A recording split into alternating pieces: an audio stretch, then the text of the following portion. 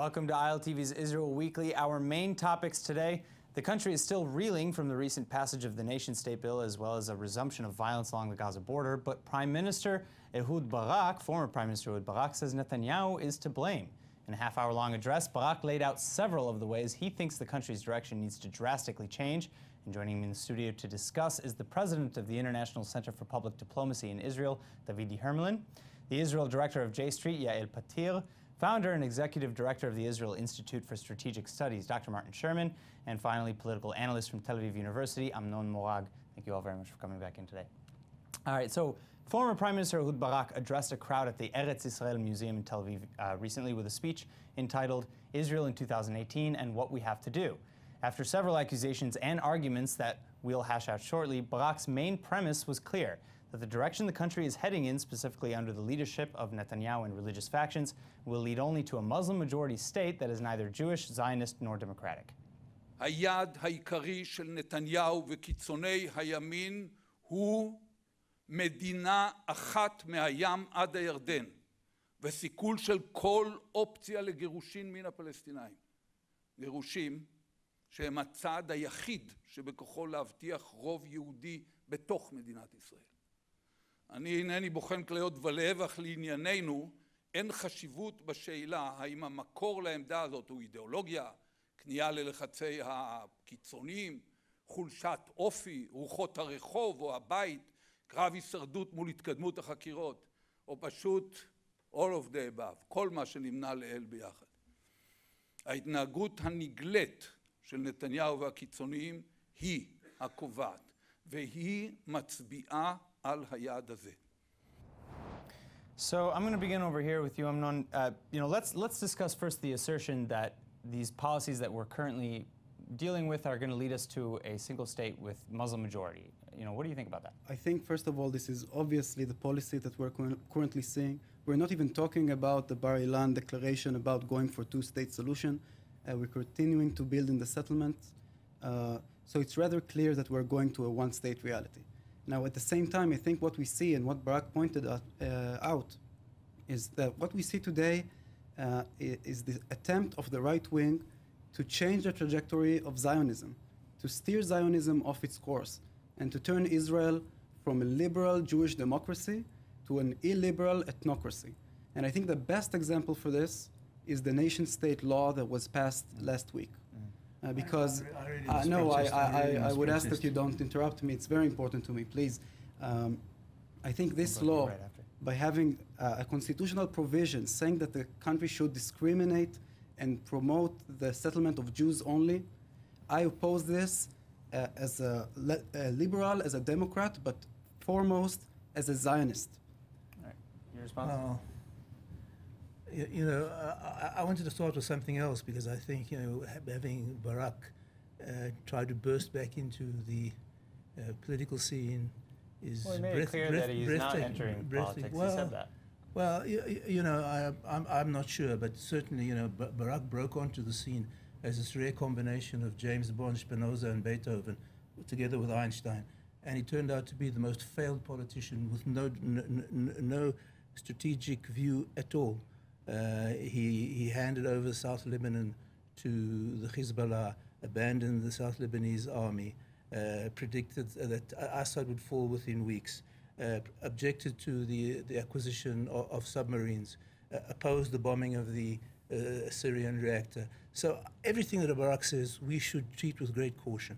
But going back to the nationality law, the nationality law is an anemic shadow of the Declaration of Independence. In the Declaration of Independence, the word rights is mentioned 10 times. 9 of them relate to the collective rights of the Jewish people. One, in passing, sort of, relates to the civil rights, the cultural rights of all the population. In many ways, the nationality bill is the legal blueprint, and a much belated one, for implementing the Declaration of Independence. When people say that the government, and I'm not a great supporter of this government, I have a lot of criticism of it, but when people say the government is diverting Zionism to a dark and imminent and ominous direction, what they're really saying is, we're not leading. Barak himself was part of the government up until not long ago, and because he was basically rejected by the voters, he's not part of it today. I don't think anyone has any doubt that if Barak had a slight chance of getting past the threshold, he would have joined the Netanyahu government today. I don't think that we're here today to debate over the legitimacy or the leadership of Ehud Barak. We're here to talk about what he said, and what he said was what some of us, many of us, feel very strongly about, and feel, as you said, in a way, that it's relatable, that we identify with it. The question is not what this government is doing. The question is who is leading this government. And the state where Israel is at today, this junction where we're standing at today, is not a junction between liberals and more progressive or more conservative forces. This government is led by a policy of a minority within the Israeli society that wants to erase... I'll finish my point. That wants to erase the fundamental connection between a Jewish state and a democratic state, which is what the Jewish liberalism is all about, and pushing us towards ultra-national Jewish trends, which are also popular in other places around the world, not Jewish trends, but definitely ultra-national trends. And we see this type of legislation coming from this Knesset. We see policies coming out of this government, policies that are not benefiting all the citizens and all the residents of this country, or that are trying to balance, to balance the Jewishness of the state with the democraticness of the state. So I'd like to bounce off of that, actually, and I'll turn to you now, Davidi. A lot of the recent policies that Ehud Barak was discussing, the diaspora Jewry also has expressed certain outrage on some policies. Now, should we be taking that into account? Because Israel is supposed to be a state for all the Jewish people, is it not? Of course, we should care about it, but it doesn't mean that we must agree with any criticism from Jewish congregations abroad. Israel is Jewish and democratic state. Jewish state not by religion, but the national state of the Jewish people. The main aim of this state is to express the national culture of the Jewish people, not as shelter, but as birthright. And because of that, we would like, as a state, to express our national culture in our nation state.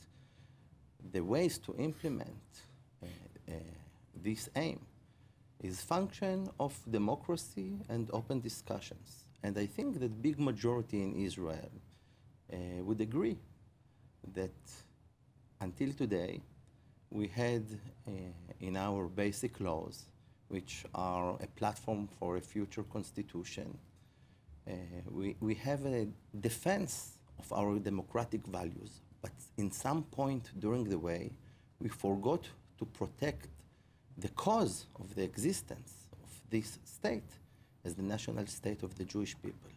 And because of that, during the last 2 decades, not because they are bad people, but because they follow the law, the judges of the Supreme Court gave a lot of weight to the democratic values without considering the keeping of the Jewish character of the country, and this is the time to balance them. Yeah. And those two values do not conflict, but complement each other. I just want to add about the question about the world Jewry, that there is enormous criticism around the world in Jewish communities because of this bill and the way that it's written, that the way they see it and the way they read it as saying the Israeli government will consider issues of Jewishness in Israel and will not consider the positions of the diaspora Jewry. Diaspora Jewry is predominantly not Orthodox. I challenge you to find one clause in the law that even hints at that. It says within Israel. So? It says within Israel. I'll read to you exactly. It says to act within diaspora, So? Meaning that the connection with the diaspora will only be solidified or would only be further developed within the diaspora. The diaspora Jewry, this is how they read it. Well, I can will not have a say over Well, legislation here. And this is currently the fight that is happening within the Jewish people. Well, So it's not without a context. Let's pull away for a moment from the nation-state bill, because it's not the only bill that's under contention right now. There's also the surrogacy bill, which denies surrogacy rights to LGBT community members, and there's also, you know, the bill which is also part of the nationality bill, which prioritizes Jewish settlement, reduces. So is all Zionism. That's the whole essence of Zionism, to prioritize Jewish settlements. No, yes, it is. The essence of Zionism from its beginning was to create a Jewish and democratic state. No, a Jewish no, no, state. No, Jewish you're state. wrong. Well, No, no, a Jewish. No, I would like. state. Maybe I will cite the forefathers of Zionism. How about Benjamin Zev Herzl, who said, if men of other creeds and different nationalities will live amongst us, we should afford them honorable protection and equality before the law. Of course. Zev Jabotinsky, the forefather of today's Likud party, said, in Eretz Israel we would create a situation of total, absolute and complete equal rights. Right, and we would defend it, rights. but this Of is course, not civil the rights, aim of the national rights. state. Okay, so I what about I wouldn't live in a The state aim which of is the not state was democratic. to create a Jewish and democratic state. No. And the right wing This is today not true. is making Judaism and Zionism and civil rights and democracy incompatible. This is not It is true. not And let me incompatible. explain. They are making it incompatible, and in Together that with way, you- they are delegitimizing Zionism. No, Together you with do- you, I wouldn't you agree do- to live in a no. country which is not democratic, period.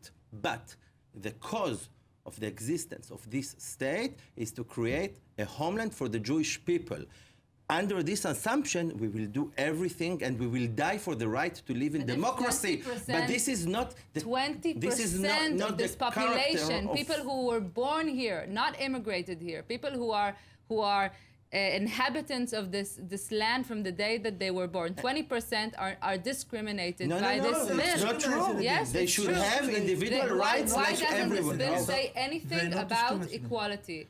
Of course, Why they doesn't are. it We have balance? so Why many. doesn't it We say have we basic. will also But we you will just said that encourage this is Jewish a- settlement Because that's not the point without of the law. harming? That's not the point of the law. There are other laws that do that. But you just I said I that said the aim was to the balance this Declaration law of against Independence. civil That's it. rights. The Declaration Not of again, Independence passed because we forgot it during the nine way. times. Hold on, Nine but- times And yet nations. this But again, Knesset I'd like to go wouldn't- back. I'd like to go back to my previous point: is that the nationality bill is not the only bill that we're here to talk about, and there are other policies. So, for example, the 2015 amendment to the Rabbinates clause that says only marriages through the Rabbanut would be recognized. And right now there was Rabbi Dov Chayun who's thrown in jail. It was the first time that this was actually enforced. Does that not discriminate against certain types of Jews and isolate the diaspora Jewry?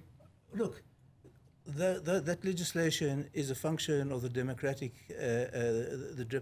forces within the government. I might disagree with it, I might endorse it, but that's been the case in Israel for decades, since its inception. It's only recently that there's been a challenge to the Orthodox monopoly. I personally think that there should be more pluralism, but that doesn't mean to say this is suddenly a terrible development. It's been like this for decades and decades and decades. The country hasn't got worse. The country's got much more liberal. The question of gay rights, we may not be the top country, but we're pretty close to the top country in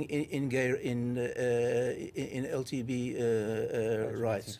Huh? Please, if I'm not wrong, and please feel free to correct me. This person that was jailed because Dov Chayun, yeah, Dov Chayun, as function of the marriage ceremony, was not sent to jail because of that. He was sent to jail because he didn't go. And interrogated. Yeah. He wasn't in prison. Exactly. So this is important point, because those fake news, when you take half true and you make it No, headline, but it was not you, under, but it was but under in the a general complaint. media. But it was a complaint from the Haifa rabbinate using this clause That as he a didn't function came to testify or to show himself and to explain what he did. Well, not that's also because he did well, or you asked did me to it not. correct you, so I will. So I'll say that again. The major reason that the rabbinate cited to have him interrogated in the first place was because they claimed one of the people he married was a mamzer, which later it was found out that wasn't even the case. That he had been that the Haifa court had corroborated that he was not. Exactly. And so it was under false it's not premises that because was he even made picked the up. ceremony, he was sent to jail, but because And he yet- didn't cooperate with But the this legal was procedure. But it was This is very enforced important. nonetheless. But it was enforced This is a nonetheless. different question. This is a different question. But that sets a precedent, And does let's it not? talk about it. Let's talk about the issue, not about the episode. So does that not set a precedent now where other people could be picked up? No, of course not. Because I'm liberal. I'm not pluralist. We just spoke about it before, Yael and me. If I would be a pluralist, I would say that the state should recognize all ceremonies, okay? But as liberal, I would say that this is not the business of the state to recognize or not recognize any ceremony, okay? In our country, as in Sweden, you have an official service of the church by the state. Also here in Israel, we have official service by the state, by the chief rabbis. But in Sweden, it doesn't mean that you and I and anyone else cannot do they have an alternative private civil track in Sweden? Yes. I think that yes, and I think And that in- we and in should. Israel, do they have an and I alternative think track? No, we I should do have think one. that we should And the improve majority our of the situation people here. want it. But More than still, 70% of the people want to have a the- civil, why civil don't the possibility. parties run with it as an electoral platform? Why don't they? Yeah, why? Because of exactly the point I was making when I started to talk. This government and this coalition is hijacked But why by didn't the previous forces governments- that why didn't have the previous governments do greater. it? Why didn't the previous governments? In previous governments, When Barack there was- was, when there Barack was in the was- previous Please. government where the Orthodox were not in the government. There was an ability to make further developments on this issue of church and state that were then rolled back with this current government. And it's true, Israel is a democracy that has a thriving democracy that has a lot of different parties, and they all have different pressure. But there's also checks and balances of a democracy, and there are things that and there are developments with modern times, and what was 30 years ago shouldn't be today. And if this government represents 6% of a group of this population they that don't. has a Yeah, greater they hold don't. on the Look at the government, polls. then I'd like to jump in. Look at the polls. Yeah, The polls give Netanyahu massive popularity. Now, I've got my own criticism of Netanyahu, but to come and say that the government represents only a small minority is a total distortion so of if you facts. want to look at the polls, You people represent a small minority. Since you brought up the polls, we do not represent a small minority. If you look at the polls, more than 70% of the public supports civil marriages, transportation on the weekends, full equal gay rights. Even more than 50%, even despite the current circumstances, even support the two-state solution, even though it was completely delegitimized in the passing years. So if you look at the polls, the public is with us. The silent So why don't you win majority is elections? liberal, So why don't you win democratic. It elections? wants a Jewish democratic state, and it is now waking up. Why And I'm don't you glad win that it is elections? waking up, Why and we don't see you them win in the elections? streets. Why don't you win elections? I'm very optimistic that what we're currently seeing in the streets and what we Polls- see in the polls, that this will we will see it also in our politics soon. All right, so on that note, I actually would like to turn in a moment to another soundbite from Ehud Barak's speech in which he discusses the enemies of the state and how we kind of identify them. So take a look.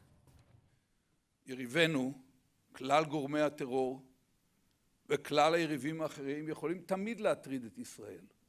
ובעימות רחב גם לגבות מישראל מחיר של קורבנות, לגרום נזק כלכלי, לשבש קשות למספר שבועות את אורח החיים הנורמלי במדינה. זה יכאב, לעתים מאוד. אבל זה איננו, אני חוזר ואומר, זה איננו איום קיומי על ישראל. האיום הקיומי היחידי על ישראל בעת הזאת הוא פנימי. גם על זאת יסכימו איתי רוב מוחלט של בכירי מערכות הביטחון שלנו בעבר. האיום הקיומי הזה מקופל אל תוך החזון של נתניהו והקיצוניים וקשור לטבעו של החזון הזה וליעדיו. So again, let's start off with his assertion that Israel's main existential threat comes from within and not from outside. Would you agree? Yes, I'm totally agree, and we can agree with about certain topics or not. But I think we should, talking about gay rights, we should take the model of the rainbow. There is a reason why the rainbow represents the world wholeness which followed the flood, the biblical flood. And that's because all colors are attached, but still keep their uniqueness and individuality. United, but not homogeneous. I think that this example should be example for us.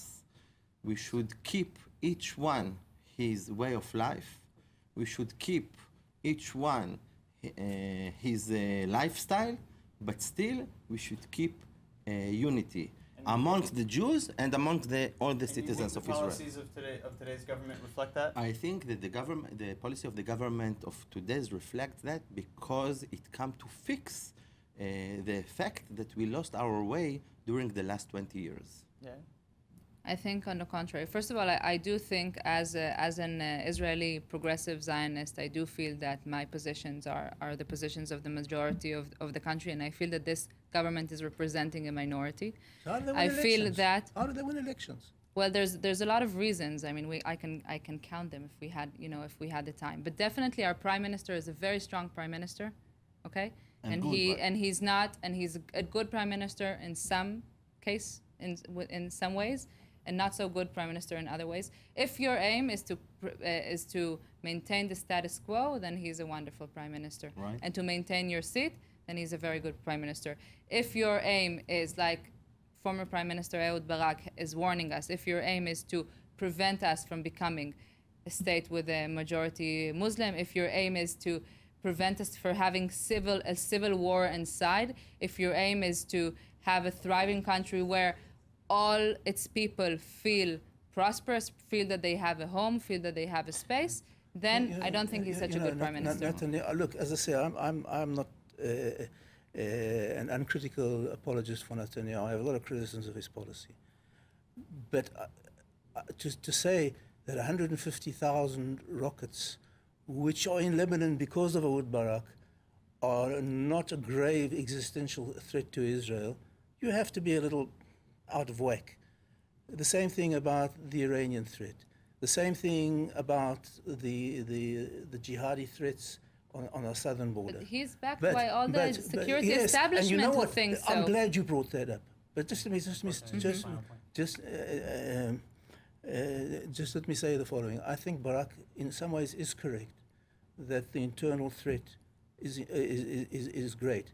He's part of that threat. Because if you listen to his speech, basically he was delegitimizing the Israeli electorate, delegitimizing Israel, and very strongly suggesting that Israel is on its way to fascism and maybe even in Nazism, delegitimizing Israel, giving Israel's critics, the most vehement critics of Israel, just what they want. And I think Barak himself is one of the greatest internal threats to Israel. All right, well, unfortunately, we have to end the conversation on that note. I apologize. I'd love to give you guys more time. Thank you all so much for coming. David Hermelin, Martin Sherman, Amnon Morag, and Yael Petir. Thank you so much for coming in today. And of course, thanks to all of you for tuning in. Remember to follow us on Facebook at Israel English News and on Twitter at ILTV News. I'm Aaron Porras. We'll see you next week.